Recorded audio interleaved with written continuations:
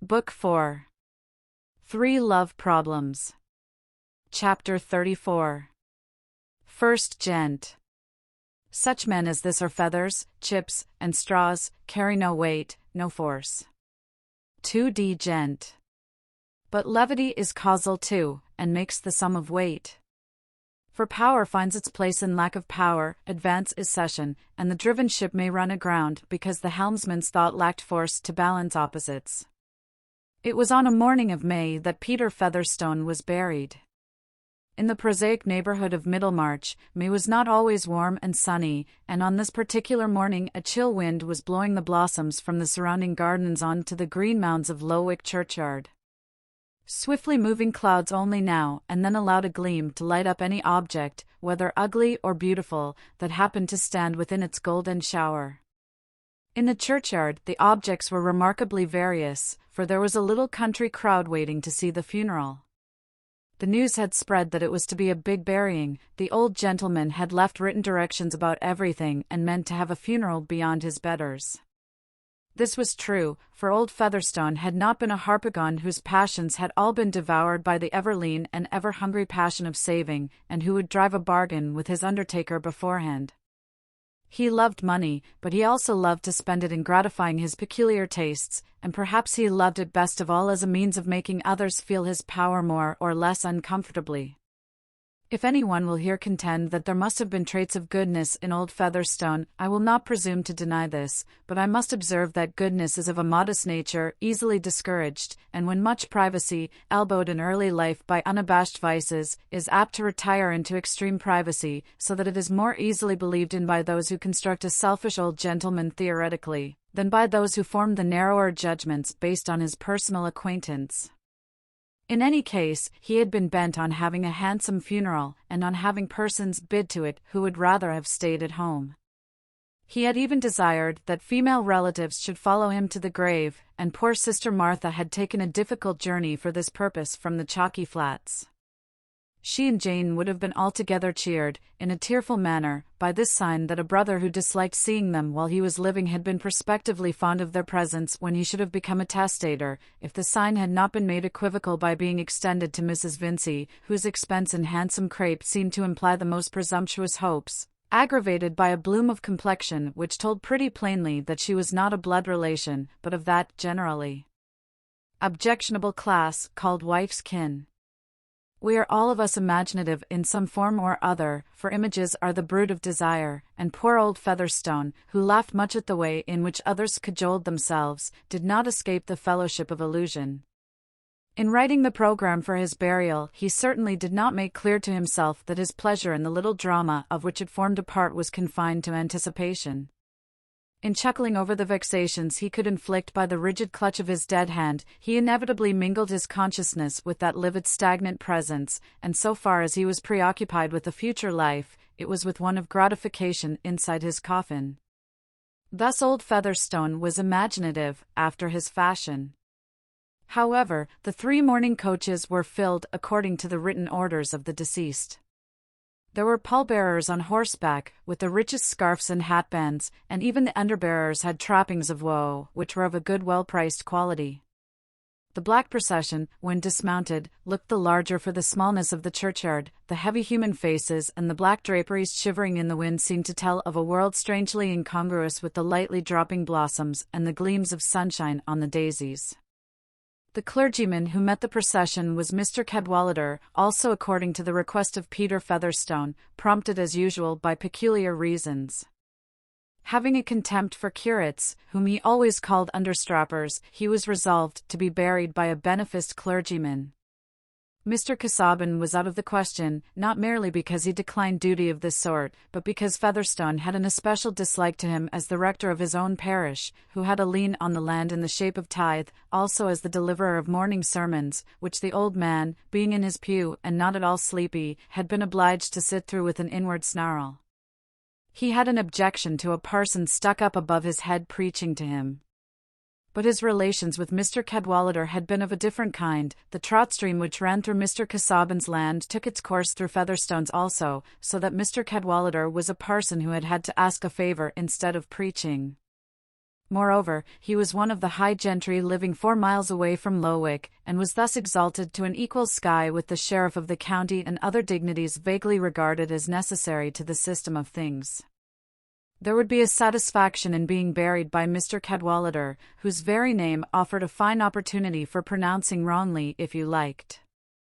This distinction conferred on the rector of Tipton and Freshitt was the reason why Mrs. Cadwallader made one of the group that watched old Featherstone's funeral from an upper window of the manor. She was not fond of visiting that house, but she liked, as she said, to see collections of strange animals such as there would be at this funeral, and she had persuaded Sir James and the young Lady Chettam to drive the rector and herself to Lowick in order that the visit might be altogether pleasant. "I will go anywhere with you, Mrs. Cadwallader," Celia had said, "but I don't like funerals." "Oh, my dear, when you have a clergyman in your family you must accommodate your tastes. I did that very early. When I married Humphrey I made up my mind to like sermons, and I set out by liking the end very much. That soon spread to the middle and the beginning, because I couldn't have the end without them." "No, to be sure not," said the Dowager Lady Chettam, with stately emphasis. The upper window from which the funeral could be well seen was in the room occupied by Mr. Casaubon when he had been forbidden to work, but he had resumed nearly his habitual style of life now in spite of warnings and prescriptions, and after politely welcoming Mrs. Cadwallader had slipped again into the library to chew a cud of erudite mistake about Cush and Mizraim. But for her visitors Dorothea too might have been shut up in the library, and would not have witnessed this scene of old Featherstone's funeral, which, aloof as it seemed to be from the tenor of her life, always afterwards came back to her at the touch of certain sensitive points in memory, just as the vision of St. Peter's at Rome was inwoven with moods of despondency. Scenes which make vital changes in our neighbour's lot are but the background of our own, yet, like a particular aspect of the fields and trees, they become associated for us with the epochs of our own history, and make a part of that unity which lies in the selection of our keenest consciousness. The dreamlike association of something alien and ill-understood with the deepest secrets of her experience seemed to mirror that sense of loneliness which was due to the very ardour of Dorothea's nature. The country gentry of old time lived in a rarefied social air. Dotted apart on their stations up the mountain they looked down with imperfect discrimination on the belts of thicker life below. And Dorothea was not at ease in the perspective and chilliness of that height. "I shall not look any more," said Celia, after the train had entered the church, placing herself a little behind her husband's elbow so that she could slyly touch his coat with her cheek. "I dare say Dodo likes it. She is fond of melancholy things and ugly people." "I am fond of knowing something about the people I live among," said Dorothea, who had been watching everything with the interest of a monk on his holiday tour.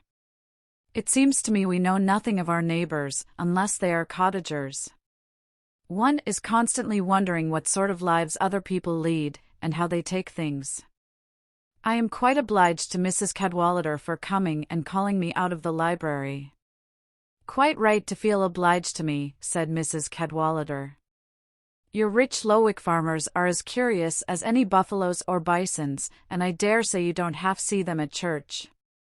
They are quite different from your uncle's tenants or Sir James's, monsters, farmers without landlords, one can't tell how to class them." "Most of these followers are not Lowick people," said Sir James. "I suppose they are legatees from a distance, or from Middlemarch. Lovegood tells me the old fellow has left a good deal of money as well as land. Think of that now! When so many younger sons can't dine at their own expense," said Mrs. Cadwallader. "Ah, turning round at the sound of the opening door, here is Mr. Brooke. I felt that we were incomplete before, and here is the explanation. You are come to see this odd funeral, of course?" "No, I came to look after Casaubon, to see how he goes on, you know." "And to bring a little news, my dear," said Mr. Brooke, nodding at Dorothea as she came towards him. "I looked into the library, and I saw Casaubon over his books. I told him it wouldn't do. I said, 'This will never do, you know, think of your wife, Casaubon.' And he promised me to come up. I didn't tell him my news. I said, he must come up." "Ah, now they are coming out of church," Mrs. Cadwallader exclaimed. "Dear me, what a wonderfully mixed set! Mr. Lydgate is doctor, I suppose. But that is really a good-looking woman, and the fair young man must be her son. Who are they, Sir James, do you know? I see Vincey, the mayor of Middlemarch. They are probably his wife and son, said Sir James, looking interrogatively at Mr. Brooke, who nodded and said, yes, a very decent family, a very good fellow is Vincey, a credit to the manufacturing interest. You have seen him at my house, you know. Ah, yes, one of your secret committee, said Mrs. Cadwallader, provokingly. A coursing fellow, though, said Sir James, with a fox-hunter's disgust. And one of those who sucked the life out of the wretched handloom weavers in Tipton and Freshitt. That is how his family looks so fair and sleek, said Mrs. Cadwallader. Those dark, purple-faced people are an excellent foil. Dear me, they are like a set of jugs. Do look at Humphrey, one might fancy him an ugly archangel towering above them in his white surplice. It's a solemn thing, though, a funeral, said Mr. Brooke, if you take it in that light, you know. But I am not taking it in that light. I can't wear my solemnity too often, else it will go to rags. It was time the old man died, and none of these people are sorry. How piteous, said Dorothea. This funeral seems to me the most dismal thing I ever saw. It is a blot on the morning. I cannot bear to think that anyone should die and leave no love behind. She was going to say more, but she saw her husband enter and seat himself a little in the background. The difference his presence made to her was not always a happy one. She felt that he often inwardly objected to her speech. Positively, exclaimed Mrs. Cadwallader, there is a new face come out from behind that broad man, queerer than any of them, a little round head with bulging eyes, a sort of frog face. Do look. He must be of another blood, I think. Let me see, said Celia, with awakened curiosity, standing behind Mrs. Cadwallader and leaning forward over her head. Oh, what an odd face! Then with a quick change to another sort of surprised expression, she added, why, Dodo, you never told me that Mr. Ladislaw was come again. Dorothea felt a shock of alarm. Everyone noticed her sudden paleness as she looked up immediately at her uncle, while Mr. Casaubon looked at her. He came with me, you know, he is my guest, puts up with me at the Grange, said Mr. Brooke, in his easiest tone, nodding at Dorothea, as if the announcement were just what she might have expected. And we have brought the picture at the top of the carriage. I knew you would be pleased with the surprise, Casaubon. There you are to the very life, as Aquinas, you know. Quite the right sort of thing. And you will hear young Ladislaw talk about it. He talks uncommonly well, points out this, that, and the other, knows art and everything of that kind, companionable, you know, is up with you in any track, what I've been wanting a long while. Mr. Casaubon bowed with cold politeness, mastering his irritation, but only so far as to be silent. He remembered Will's letter quite as well as Dorothea did. He had noticed that it was not among the letters which had been reserved for him on his recovery, and secretly concluding that Dorothea had sent word to Will not to come to Lowick, he had shrunk with proud sensitiveness from ever recurring to the subject. He now inferred that she had asked her uncle to invite Will to the Grange, and she felt it impossible at that moment to enter into any explanation. Mrs. Cadwallader's eyes, diverted from the churchyard, saw a good deal of dumb show which was not so intelligible to her as she could have desired, and could not repress the question, who is Mr. Ladislaw? A young relative of Mr. Casaubon's, said Sir James, promptly. His good nature often made him quick and clear-seeing in personal matters, and he had divined from Dorothea's glance at her husband that there was some alarm in her mind. A very nice young fellow, Casaubon has done everything for him, explained Mr. Brooke. He repays your expense in him, Casaubon, he went on, nodding encouragingly. I hope he will stay with me a long while, and we shall make something of my documents. I have plenty of ideas and facts, you know, and I can see he is just the man to put them into shape, remembers what the right quotations are, omni tillit punctum, and that sort of thing, gives subjects a kind of turn. I invited him some time ago when you were ill, Casaubon. Dorothea said you couldn't have anybody in the house, you know, and she asked me to write. Poor Dorothea felt that every word of her uncle's was about as pleasant as a grain of sand in the eye to Mr. Casaubon. It would be altogether unfitting now to explain that she had not wished her uncle to invite Will Ladislaw. She could not in the least make clear to herself the reasons for her husband's dislike to his presence, a dislike painfully impressed on her by the scene in the library, but she felt the unbecomingness of saying anything that might convey a notion of it to others. Mr. Casaubon, indeed, had not thoroughly represented those mixed reasons to himself, irritated feeling with him, as with all of us, seeking rather for justification than for self-knowledge. But he wished to repress outward signs, and only Dorothea could discern the changes in her husband's face before he observed with more of dignified bending and sing-song than usual, "You are exceedingly hospitable, my dear sir, and I owe you acknowledgments for exercising your hospitality towards a relative of mine." The funeral was ended now, and the churchyard was being cleared. "Now you can see him, Mrs. Cadwallader," said Celia.